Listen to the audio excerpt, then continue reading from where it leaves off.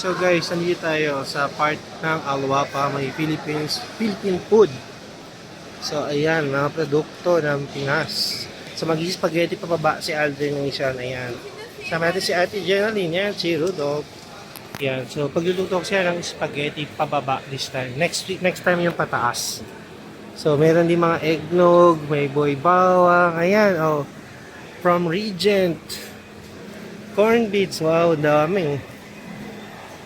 So, hindi mo mamimiss siya, mga Nova, Piatos, at kung ano pa, may Graham, Hansel, o yan, gawang Ribisco, from Nagkais lang na yun, Quezon City, at marami pang iba, ketchup.